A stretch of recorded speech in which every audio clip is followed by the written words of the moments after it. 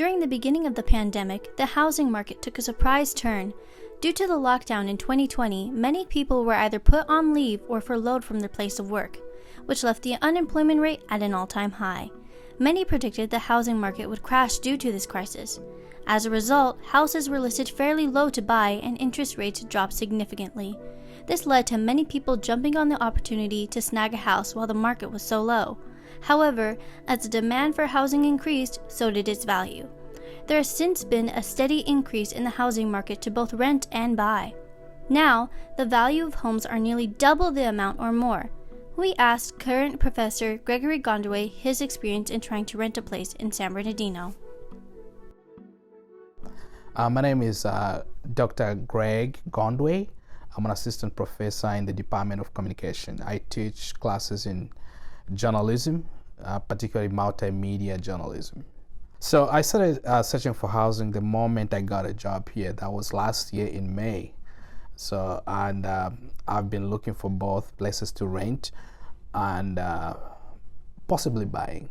So the first thing, or the first discouraging thing, was last year when I started looking for apartments. I spent about almost $600, for application fees, and every time I paid that, I was told, no, it's occupied, and those are non-refundable.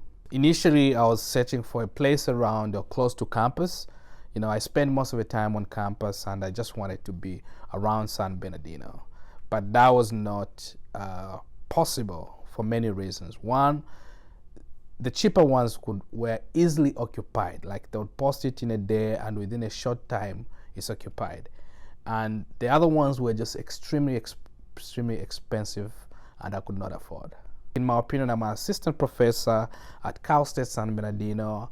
I thought it might be easy for me just to get an apartment, but what they were requesting or demanding for was just beyond my means. The asking price should be 3 times your salary, and we're talking about an apartment that is like $2,500. In that case, they're expecting me to be getting about $8,000 a month. So that's really frustrating and very discouraging, such that you question what kind of people lives in those places. The most frustrating thing is when you don't get the apartment and they have all your information. Dr. Gondway was not the only person to struggle finding housing. This crisis has impacted the younger generation detrimentally. We asked former CSUSB student Michaela King to share her story in finding affordable housing. Hi, my name is Michaela and I work at Wells Fargo. We were searching for housing for about 2.5 months before. We were looking mainly in San Bernardino, Rialto, Fontana, all the surrounding cities, but mainly San Bernardino. I was working at a different job than what I was. I was making $13 an hour at DD's as a manager in Fontana. What was the average amount people were asking for as a down payment? At that time, it really depended on what apartment we went with. This one that we're at currently, they asked for, I think, $600 down, which we have, it's me, my partner, and our his friend, so we each only paid $200, which isn't bad, but they needed rental history, and none of us obviously rented before, so we had to pay an extra $200. What are your thoughts regarding having to pay 3 times the amount of rent? Oh, I think that's trash. I think that's unbelievable, because it's like, if say you're a single mom and you work, you might not even be able to afford that. It's just hard, especially for even me and my partner, yeah, it's dual income, but imagine somebody that doesn't have that ability to pay that. I think that's awful.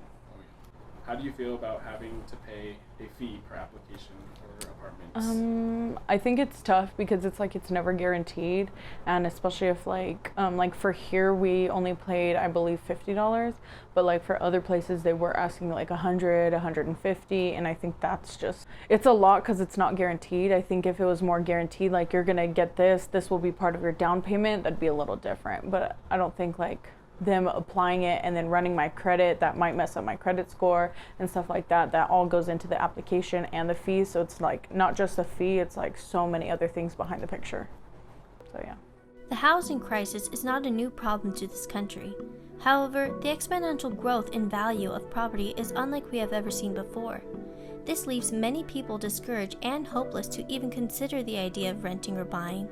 The demand for housing is at an all-time high, but the likelihood of being able to afford and survive at the same time is at an all-time low. This story was brought to you by the Coyote Chronicle. Thank you for watching.